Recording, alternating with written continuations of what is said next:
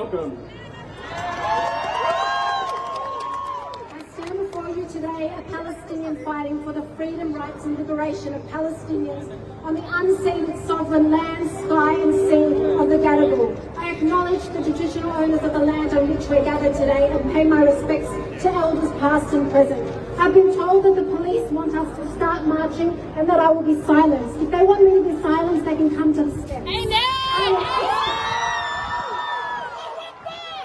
The struggles of Aboriginal and Torres Strait Islander people and Palestinians will always be united in an indivisible anti-colonial, anti-racism struggle which has no space for any form of racism, Islamophobia, anti-Semitism or discrimination.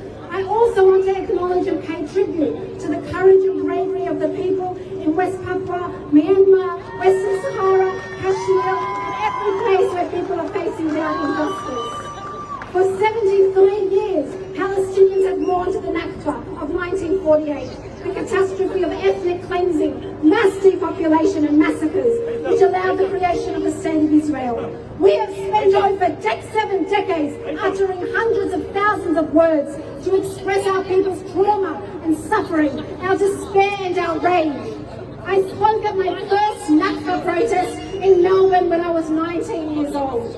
Every year we stand here and present a crowd with our angry words, and then you cheer back, and then we vent our collective rage and anguish, and then we march through the city. The Nakba is mourned and we go home. We go home, and until we meet again the next year, and I open my Word document and I change 70 years to 71, 71 to 72, to 73, and each year I pretty much keep each single word the same because nothing has changed. Absolutely nothing has changed.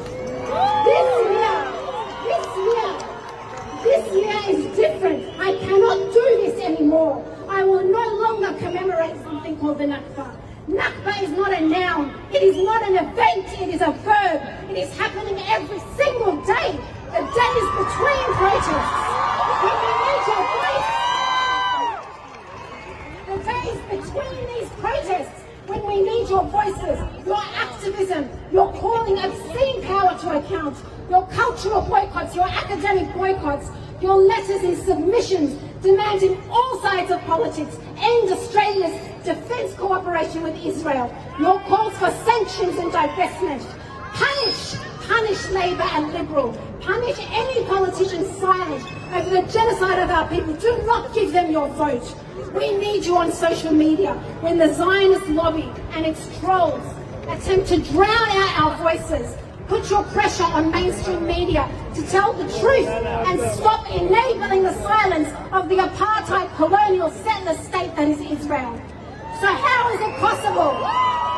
How is it possible that we do this every year? Remember a 73-year catastrophe that is happening in real time. It is not a memory. It is not a history. It is not from the archives.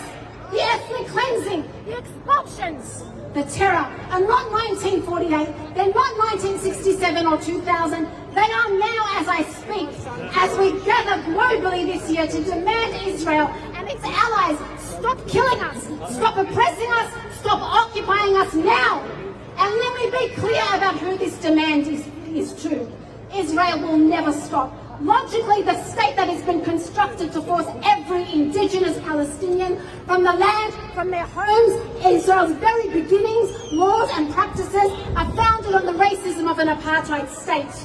A Jewish state, and a Jewish state only, which means every indigenous Palestinian must be killed, expelled, controlled or contained. That is how apartheid works.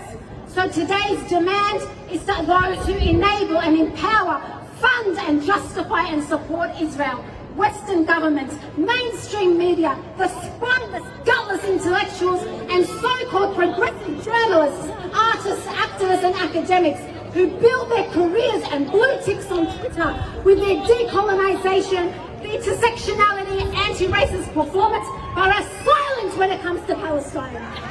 Silent.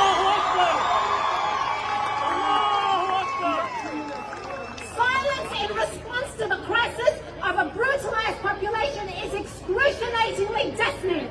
closing your eyes to the bombings and lynchings carried out by Jewish vigilante mobs in Sheikh Jarrah is complicity. I will not stand here and justify our humanity. I will no longer deal with journalists and public figures who stand up and march for women protests but have nothing to say about Palestinian women and children.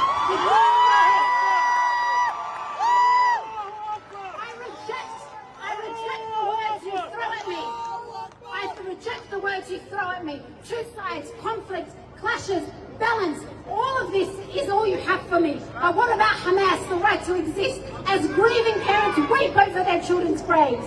When our children, women and men are killed, you expect us to thank Israel for its restraint. Because to Israel and its allies, we Palestinians are worthy of extermination.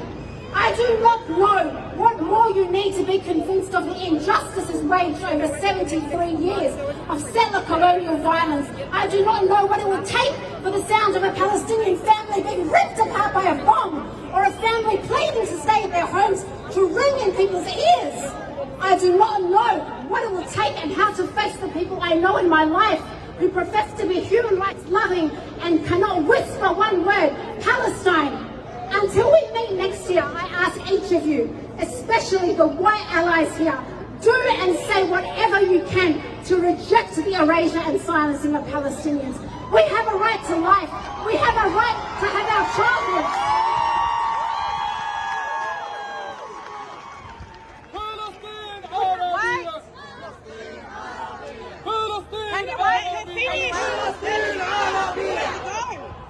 I have to cut this short, but I will end like this. I ask you to remember that you are fighting for the liberation and freedom of a dispossessed people as settlers here on stolen land. As Indigenous people are here for us today and every day, be there for First Nations peoples, not only on Invasion Day, but every waking day. Always was. Always will be.